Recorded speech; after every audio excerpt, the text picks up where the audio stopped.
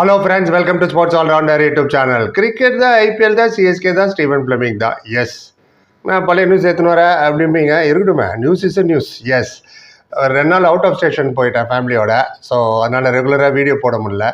இப்போ I am back அப்படி சொல்லலாமா? Yes, okay, no back. Right, இந்த 2 நாளில் தான் எவ்வளோ விஷயம் நடந்துருச்சுப்பா. ஆமாம், புதன்கிழமை ஆயிடுச்சு. இன்றைக்கி இந்தியா இங்கிலாண்டை ஜெயிச்சிட்டாங்க. அட் லாஸ்ட் இங்கிலாந்து டூரில் ஃபஸ்ட்டு 1 டே கடந்த 6 மேட்சை தோத்துட்டே இருந்தோம். அண்ட் அக்ஷர் பட்டேல் வாஷிங்டன் சுந்தர் ஸ்கோர் பண்ணிட்டாங்கப்பா. எனிவே, இல்லைன்னா அதுவும் தோற்றுருப்போம் அந்த 1 டேயும். அண்ட் ஃபர்ஸ்ட் இன்னிங்ஸ் மட்டும் ரிவ்யூ போட்டேன் நான் உங்களுக்கு வாய்ஸ் ஓவரில். அப்புறம் இங்கிலாந்து உமன் ஜெயிச்சிட்டாங்க. India women Test match at Lord's. It's பெரிய விஷயம் அது.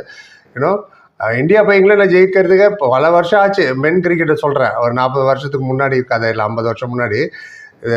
Very good performance by Indian team. And Harmanpreet Kaur out, Smriti Mandhana and Yastika Bhatia 100 அடித்தாங்க. Very nice. டைம் இல்லைன்னா அதையும் நான் உங்களுக்கு ரிவ்யூ போட்டிருப்பேன். உமன் கிரிக்கெட்டுக்கு ஒரு பெரிய பூஸ்ட் தான் அது. ஏன்னா க்ரோயிங் கிரிக்கெட் அவ்வளோ. அண்ட் எல்லாத்தையும் தூக்கி சாப்பிட்ற மாதிரி ஒரு நியூஸ் வந்துச்சுல்ல, அதான் ஃப்ளெமிங் எக்ஸிட் ஆமாம் சார். ஃப்ளெமிங் சிஎஸ்கே விட்டு போயிட்டாரா சார்? அமுச்சிட்டாங்களா, அவரே போயிட்டாரா என்னன்னு? அமிச்சாங்களா, அவரே போனாரோ? த நெட் ரிசல்ட் வர சீசனுக்கு ஸ்டீவன் ஃப்ளெமிங் கோச் இல்லை, அவ்வளோதான். 18 இயர் ஆஃப் அசோசியேஷனுங்க, அவ்வளோ ஈஸி கிடையாது. நியூசிலாந்து கோச்சு, இந்தியா கோச் கூட கிடையாது, அவர் வெளிநாடு நியூசிலாந்து கோச்சு. எம்எஸ் தோனியை முன்னாடி வச்சு பின்னாடி ஸ்டீவன் ஃப்ளெமிங் தான் எல்லாம். இன்னும் பிஹைண்ட் த சீன் எல்லாத்தையுமே ப்ராக்டிஸ் ஆகட்டும், கோச்சிங்கு, ஸ்ட்ராட்டஜி எல்லாமே ஒர்க் அவுட் பண்ணுறதாகட்டும். Obviously MS Dhoni is the one of the biggest captain இந்த வேர்ல்டே சொல்லலாம். ஏன்னா 2007 தானே ஃபஸ்ட்டு T20 வேர்ல்டு கப்பே ஜெயிச்சது. ஆமாம். அண்ட் எம்எஸ் தோனியும் இவரோட பாண்டிங் ரொம்ப நல்லா இருந்தது. எந்த ஒரு காலகட்டத்திலுமே ஸ்டீவன் ஃப்ளெமிங் நான் யார் தெரியுமா, எவ்வளோ பெரிய கோச் தெரியுமா அப்படின்னு டேக் ஓவர் பண்ணுறதுக்கு அவர் என்றைக்குமே ட்ரை பண்ணதே இல்லை.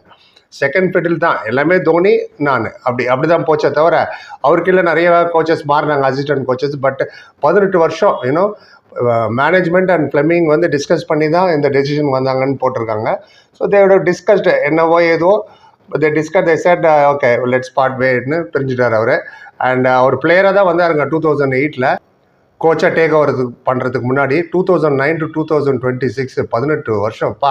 5 IPL title, 2 champions league title, and 12 வாட்டி பிளே ஆஃபுக்கு போயிருக்காங்க, 10 வாட்டி ஃபைனலுக்கு போயிருக்காங்க. அதில் 5 கப்பு ஜெயிச்சு 5 தோற்றுருக்கோம். ஸோ பாருங்கள் எவ்வளோ பெரிய அச்சீவ்மெண்ட் இது. லாஸ்ட் 3 சீசன் தான் சரியாக போகல. 2023 கப்பு ஜெயித்தோம், 2024 5th, 2025 லாஸ்ட்டு, முடிஞ்சு போன சீசனில் 8th. So naturally transition period and 3 season வரை சரியாக போகல. எக்ஸ்பெக்டட் லைன் தான். ஸ்டார்டிங்கில் டோர்னமெண்ட் முடிஞ்சோடனே எதிர்பார்த்ததா கண்டிப்பாக நடக்கும் அதுன்னு. அண்ட் ஸ்டீவன் ஃப்ளெமிங் தான் அதுக்கும் கோச். சிஎஸ்கோட sister teams, South Africa T20 ஆகட்டும், எம்எல்சி மேஜர் லீக்ல Texas Super Kings, Joburg Super கிங்ஸ்லாம். ஜோபர்க் சூப்பர் கிங்ஸில் 4 எடிஷன் 4மே பிளே ஆஃப் போனாங்க. ஆமாம், ஆனால் ஃபைனல் போக முடியல. அண்ட் இப்போ இந்த சீசனும் மேஜர் லீக்லேயும் குவாலிஃபை ஆகலைன்னு நினைக்கிறேன். கரெக்ட் பண்ணுங்கள் தப்பாக இருந்தால். இப்போ அடுத்தது யார் சார் அப்படிங்களா? அடுத்ததுலாம் தெரியல.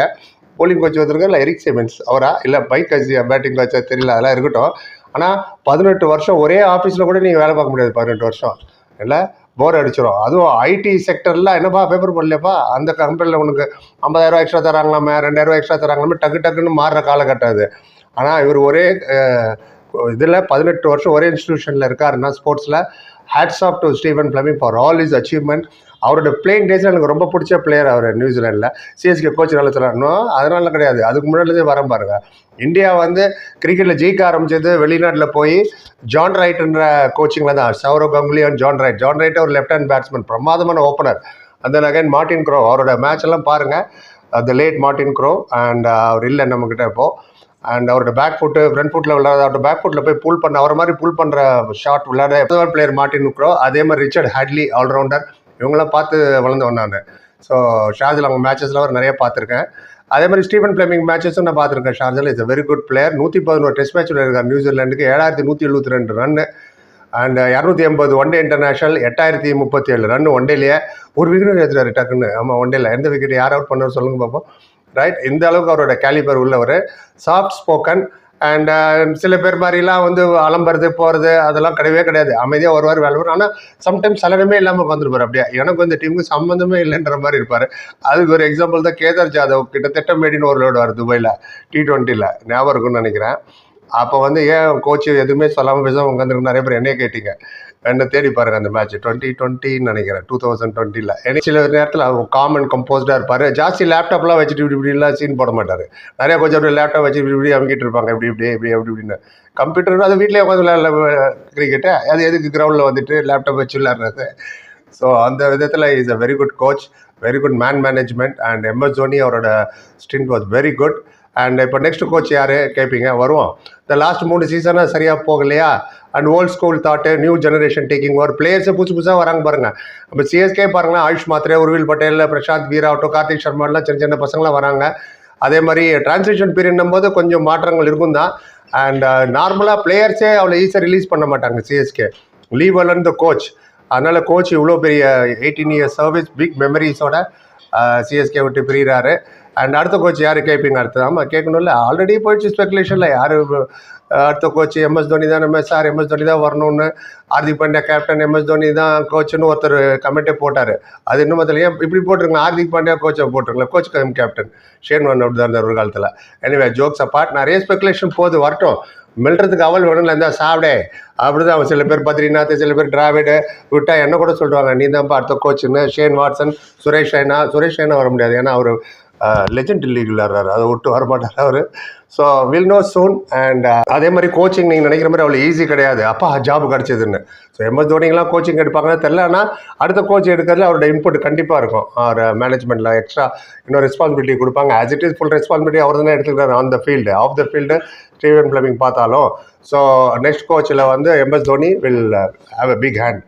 And I am definitely sure MS Dhoni coaching ஸ்டாஃபாக வர்றது வாய்ப்பு கிடையாது. ஏன்னா such a big player and டெடிக்கேட்டடாக தரும் நாள் அதுக்கே ஒதுக்கணும். Not possible. Professional coach, experience coach வருவாங்க. நிறைய பேர் சுற்றி இருக்காங்களா, ஒன்றும் பிரச்சனை இல்லை. ரிக்கி பாண்டிங்லாமே வந்துட்டார்ல. ஸோ அது மாதிரி யாராவது கூட்டின்னு வருவாங்க, பார்க்கலாம் என்ன ஆகுதுன்னு. And Steven Fleming, well done. Thank you so much for all the entertainment and all the happiness you have given us. And he has never try to take over. நான் தான் பெரிய ஆள், கேமோட நான் தான் பெருசு தெரியுமா, தோனியோட நான் தான் பெருசு தெரியுமா, தலையோட நான் தான் பெருசு, தலை தோனியோட பெருசா, என்றைக்குமே அந்த மாதிரி ஆட்டிடியூடே கிடையாது. சில ஓனர்லாம் கிரவுண்டில் வந்து உட்காந்து டோஸ் விட்டுட்டே இருப்பாங்க, தெரியல யார் சொல்லுங்க பார்ப்போம், இந்த டோஸ் விட்ட ஓனரு கிரவுண்ட் எண்டில் வந்து. ஸோ அண்ட் ஸ்டீவன் ஃப்ளெமிங் இராஜ் ஓவர் எக்ஸ்பெக்டட் லைன். ஏன்னா கடந்த 3 சீசனாகவே ரொம்ப மோசமாக போச்சு. 2023 நம்ம கப்பு ஜெயிச்சதுக்கு மொதல் சீசனே 9th பொசிஷன் நினைக்கிறேன், ஞாபகம் இல்லை. 2022 கரெக்ட் பண்ணுங்கள் தப்பாக இருந்ததுன்னா. அண்ட் இப்போது 2-3 நாள் வெளில போனதுனால நிறைய வீடியோ போகல. அதுக்குள்ளே முதல்ல சொன்ன மாதிரி ஏகப்பட்ட விஷயம் நடந்து போச்சு. 1 டே ஜெயிச்சிட்டோம் அட்லாஸ்ட்டு இங்கிலாண்டில் சீரீஸில். கோலி விராத் ஸ்கோர் பண்ண அதுவும் போயிட்டு இருக்க வேண்டியது. 160 for 5 எனக்கு சரியாக ஞாபகம் இல்லை. வாஷிங்டன் சுந்தர், அக்சர் பட்டேல் T20 அடினா இங்கே வந்து அடிச்சுட்டு இருக்காங்க 1 டேல. எனிவே நெவர் த லெஸ் இன்னிங்ஸ் அப்போ முடியும், அடிக்க முடியும். அடிச்சாங்களே, அவுட் பண்ண முடியல அவங்க. டங் ஆகட்டும், ஜோஃப்ரா ஆர்ச்சர்லாம் 2 பேருமே 50 அடிச்சு ஜெயிச்சிட்டாங்க இந்தியா. செகண்ட் 1 டேயோட ப்ரீவியூ எடுத்துகிட்டு அப்புறம் வர. நீங்கள் என்ன நினைக்கிறீங்க, யார் கோச் வந்தால் நல்லாயிருக்கும்? இப்போ தமிழ்நாடு பிரீமியர் லீக் வேறு ஸ்டார்ட் ஆகுது, அதை பற்றி நிறைய வீடியோஸ் வேறு போட்டிருக்கோம். அவங்களாம் தேவை உங்கள் ஆதரவு தான். இது இல்லாமல் பாலாஸ்பீக்னு ஒரு சேனல் வேறு திறந்து வச்சுருக்கேன். அதான் ஃபஸ்ட்டு திறந்தது. நிறைய சினிமா விமர்சனம், வெளிநாடு சுற்றுனதெல்லாம், பல பிளேயர் எல்லாம் மீட் பண்ணதெல்லாம் அதில் போட்டிருக்கேன். பார்த்துட்டு எனக்காக அதிலே ஒரு கமெண்ட் லைக்கை போட்டு வந்துடுங்க. இப்போதைக்கு தான் இனிமேல் ரெகுலராக வீடியோ வரும். பொறுப்பாக like, comment, share and subscribe. சந்திக்கிறேன். Thank you so much.